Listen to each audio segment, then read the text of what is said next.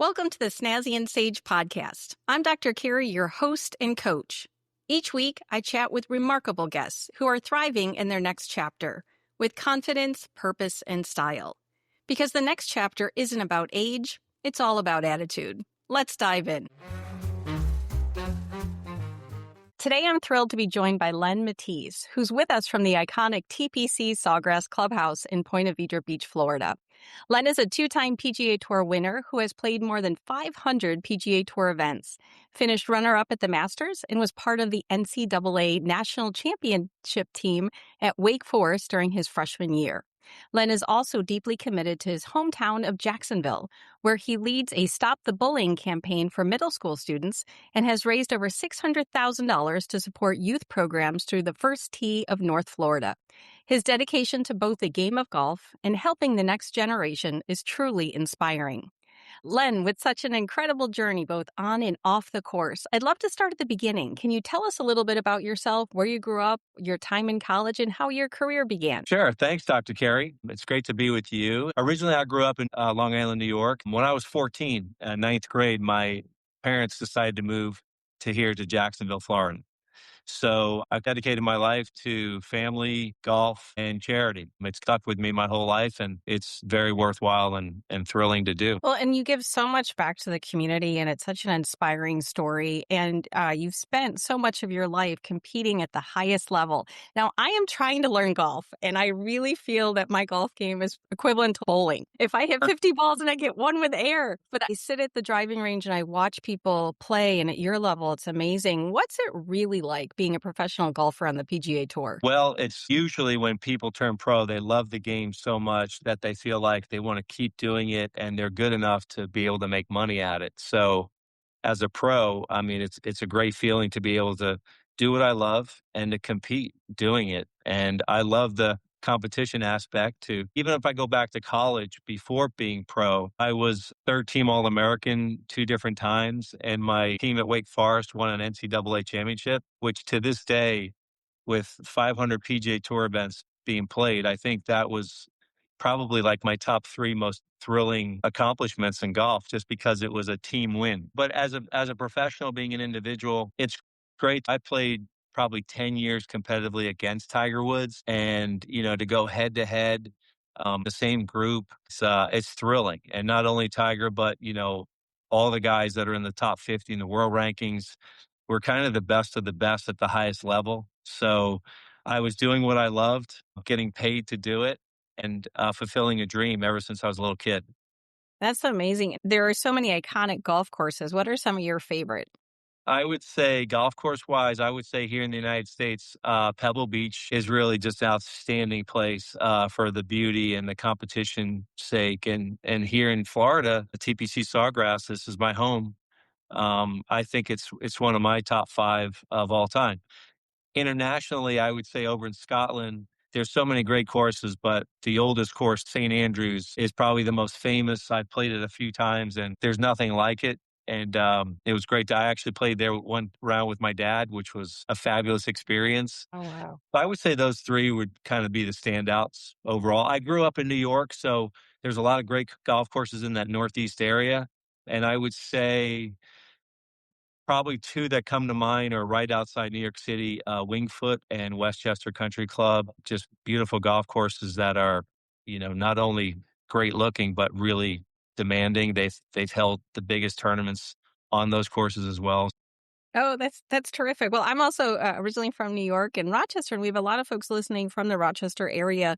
And when we chatted, you played at Oak Hill. That's right. I played a PGA championship there. It was a great experience. Oak Hill is one of the toughest golf courses in the country, and a beautiful place. I mean, Rochester's a great golf area, along with Buffalo and Syracuse, that whole area. You have short summers, but the golf is fun. And I remember Sean McKeel won the year I played the PGA. I believe that was 2002, but it was a great experience. I made the cut, so I was happy, and finished out in about 50th place. Anytime you play in a major, you're playing in the top echelon of competition, and Oak Hill is definitely a thrill. I've started golf later in life, so I wanted to ask for listeners out there that maybe watch some golf on TV and think, hey, I want to try it. I have to be honest with you that I just love driving the golf cart. I would like to turn in my car and live in a community that has a golf cart. It is my dream. So for those folks that want to start golf later in life, is that possible? Absolutely. You can at any age, you can pick it up. And really, even if you start kind of small steps to where if you go to any local course here in the Jacksonville area, so what comes to mind is Jack's Beach Golf Course. It's a public facility.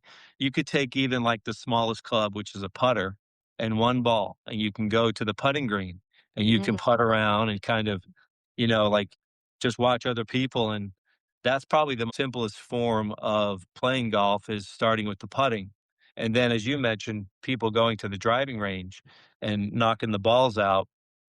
It's a little bit more advanced. You can always pick up some lessons along the way, but as simple as getting just one other club, and maybe a 7-iron or a sand wedge or anything, you grab some balls from the machine and then you can just hit them out. And there's no rules. It's your time.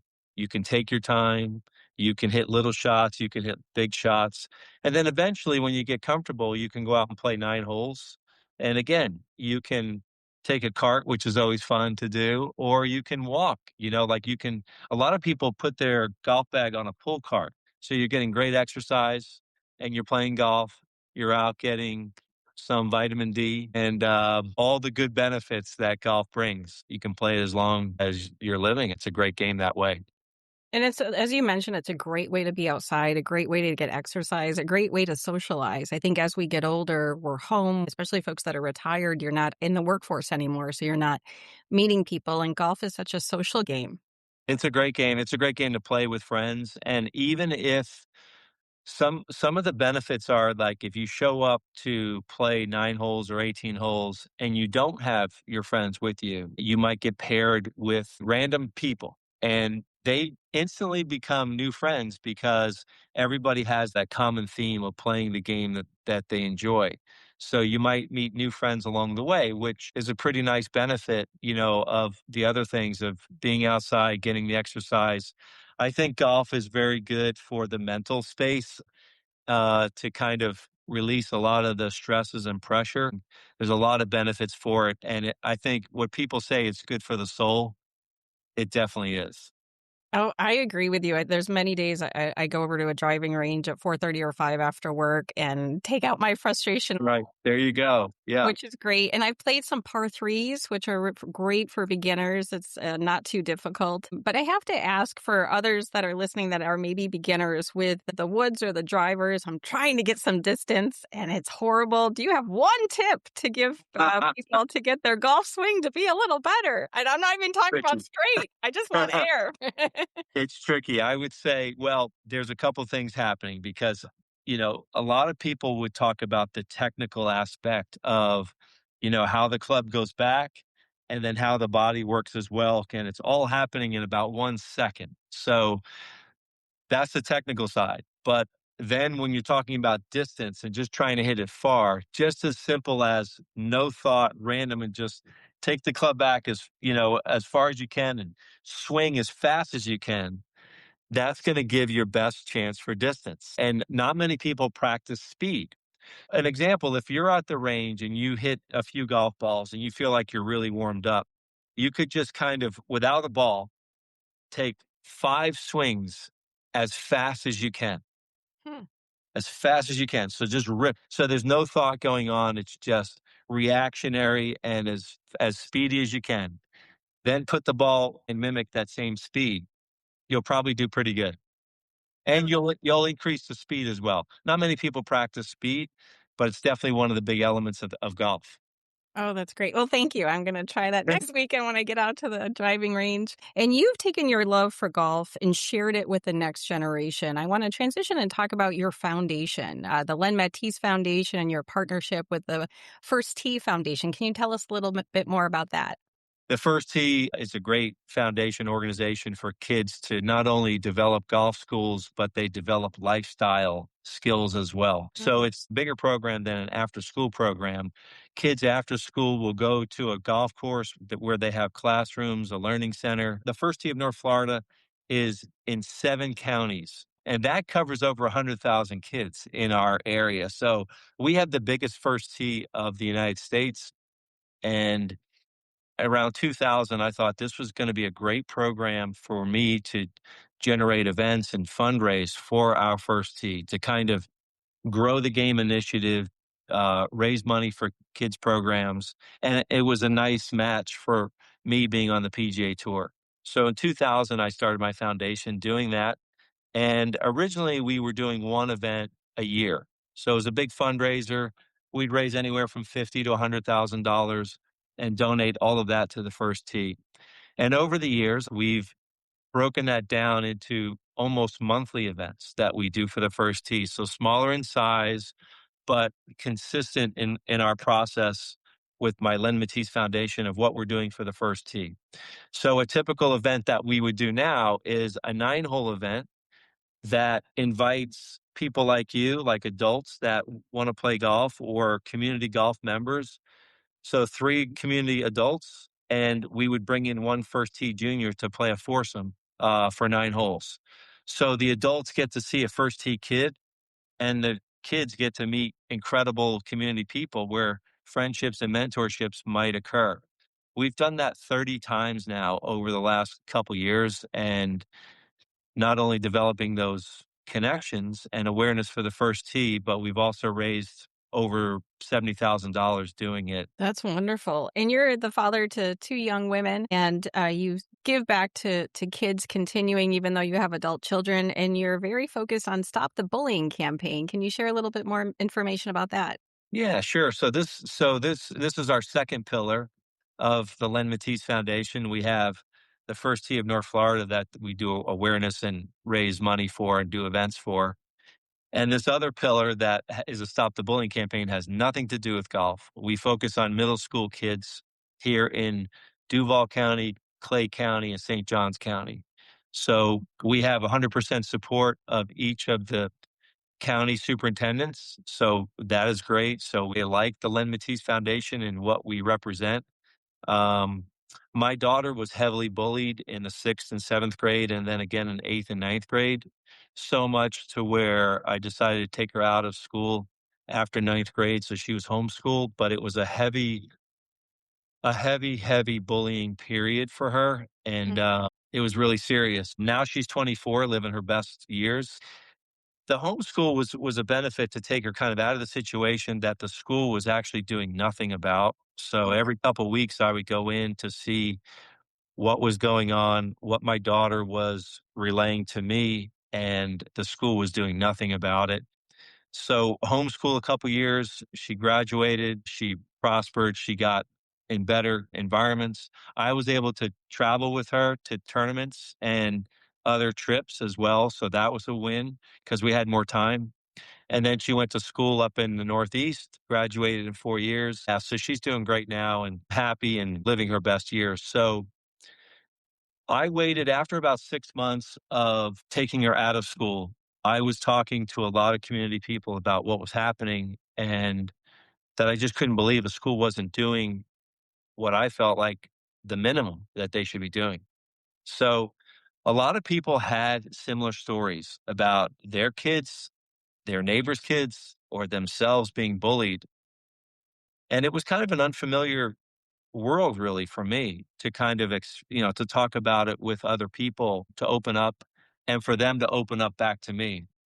So after about 6 months, I decided I'm going to do something. So I got officially a board together with the Len Mattiace Foundation board. We went to each superintendent's office in Duval County, St. Johns County, and Clay County, and we said, this is what we'd like to do. We'd like to improve the environment. We'd like to have kids more engaged with other students, not so much adults coming in and telling kids what to do. I think they have enough of that. But how can we engage kids, engaging other kids, and to lessen and get rid of the bullying that's going on? So, what we do is through the schools, through the principal's office, through the teachers, we ask the students to create stop bullying campaign projects and whatever they want to create. So now these kids are asking their friends what they want to do. They're in classes. Sometimes class time, they do reserve for that to have those kids do those projects. Sometimes these kids go outside the school and they do community projects and they get Mm. the whole neighborhood and community involved. And we see a whole wide range of different projects each semester. So we're in 3 different counties. We do it in the fall and in the spring. We're talking over 50 different public schools in those 3 counties. And we then have to fundraise through the year in order to award and reward these kids for doing the projects. Every student that does a project, we acknowledge them by giving them a nice certificate to say that they have partnered with the Len Mattiace Foundation Mm. with our Stop the Bullying campaign. We have a panel each semester that we look at all the projects and we're able to award the top 20 kids in each county each semester. That's roughly over $5,000 in awards for each county each semester. We feel like if we can help just a few kids with dealing with their receiving the bullying or seeing bullying or prevent some bullying, then we're making the community better. And I think that you've touched on such a good point that bullying is not something that's talked about. Kindness is not something that's taught in schools. As an educator, we teach marketing or math or different languages, but we don't teach how to be a nice person. We don't teach how to have empathy. We don't focus on emotional intelligence. And I think what you've taken is you've taken pain and turned it into purpose and giving back to the community. And to your point, educating and sharing that information with one student could change the lives of many. Yeah, thanks for saying that. Everything we do with the Len Mattiace Foundation is surrounded by 3 key words: kindness, compassion, and inclusion. So those 3 words is what we display in everything that we do. I don't know if there's any more important stuff to be able to do it and to pass it along to our younger generation. And now these kids, they'll always remember in middle they did this project and they were acknowledged by it. We have some kids that give out goodie bags to people in need, and we had another student in Duval County create cakes for kindness. Oh, So that's great. developed in her neighborhood. If anybody on Facebook could report a kindness act, they would bake a cake for that person. They ended up making about 40 cakes in about a month. I love that. And, kindness is something that we see now as a surprise, not an expectation, not something we see every day. And I love how you bring your heart into everything that you do. So, Len, you are involved in the community. You're out golfing. Me, and I think we're close to the same age. I am having dinner at 4. I'm in bed at 7. I'm waking up at 5. I want to be horizontal more than vertical. So I'm exhausted. So aging, I say Dr. Kerry is losing at the aging game. So I wanted to transition to you because I feel like you're winning. How do you view aging? I think you're winning. I think you're an incredible champion. So I'm just going to say that. Um, I think it's a lot of it is balance. Like I think we're with our ages. I think we're focused on the work and what needs to be done. But I think it's important to have that balance in life of having some fun and having some kind of some output as far as like what you enjoy. I think it's a balance of that. Maybe that's a walk before dinner or after dinner. Getting some sun in a day, I think, is important. I think having a friend network is important. Maybe a little bit of a charitable act, of giving back some way in your community. So I think when you check those boxes, I think aging's not so bad. That's true. And I think, we get caught up, or at least I'll say personally, with my own stuff. And I can get sad and I can be upset about things. But if I step out of my box and do something to help someone or to give back, it immediately changes my thought process and gets me out of my own head and in the joy of helping someone else. I think you're definitely right. And I think those emotions of, I don't know, like I'm not an expert in this field, but I think those emotions of happy and learning and sad and elated. I mean, that's just kind of life. We take the ups and the downs. I think people, I think people should not fear being sad for whatever reasons. Just let it come and go and roll with it. Yeah. And sadness is not one of my favorite emotions. And I always tell people they should buy stock in Ben and Jerry's or any chocolate company. As long as I'm alive, it's going in my body, which is not good. But you said a great word. You said fun. And I think a lot of us forget, whether we're still in the workforce or retired, multiple things are coming in. But I think to find something that's fun and joyful, whether that's, like you said, getting outside for a walk, having a friend network, having pets. And I think, people get lonely as they get older. So there's many ways, even if you can't get out of the house, there's many online groups you can join. There's many things that you can do, whether it's golfing or walking or playing games. And, for me, pets have been such a great sense of fun and joy. Yeah, for sure. I rescued a dog. I didn't really want a dog. My dog Otis now is 7. I think I was about 50 when I was looking at some dogs with my daughter, and we settled on Otis. And we rescued him from the Humane Society, but looking now 7 years, Otis has rescued me. I mean, it's an Yes. incredible amount of love and companionship and fun. It's an incredible thing to have a pet of any kind. So that's been great. But I think as we go through the chapters of aging, I think the fun factor is important because I think fun keeps you young. And the more people that I talk to that are age 60, 70, 80, even 90, their common theme is to stay active. So stay active with your mind and stay active with your body. And absolutely build in fun and reserve time for that and enjoy it because I don't like the alternative of not having fun. So I think fun keeps you young. I love that. And I feel like that should be on a t-shirt or a coffee mug. Fun keeps you young. And along that theme, what brings you joy lately? I think the play factor is fun. So I'm fortunate to be able to play golf. I play in competitive tournaments, but I also am able, being here at TPC Sawgrass, for golfers, this is an epic place that they always would want to come. I'm fortunate to be a member here and live in this area. So through my website, they can check it out, lenmattiace.com. They can sign up to come play. If they're like, hey, I'd like to come play with you at the TPC Sawgrass Stadium course, I can set all that up. So I'm fortunate to be able to have a play factor in playing casual golf, playing with friends, and also when I'm playing in tournaments as well. For me, I have a lot of family here in Jacksonville. I have 4 other siblings here in this area, 12 nieces and nephews, and a great friend network. The beach is always a nice place to do walks and to bring my dog. It's an incredible area, as well as the Jacksonville Jaguars are here. So there's all kinds of stuff to do here in Jacksonville to keep it fun. Well, here on Snazzy and Sage, we always want to talk about snazzy style. And I wanted to ask you, what's your go-to style piece?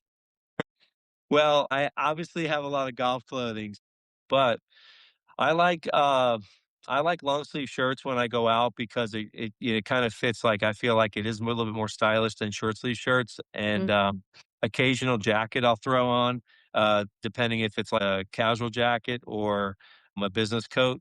Depending on, I have a lot of charity events that I do, and um, different events in the evenings that fill up. So depends on the kind of the mood, and then when you, like, going to the beach side, sometimes it's just really casual, and that's okay too, but it's always nice to dress up in the evening time.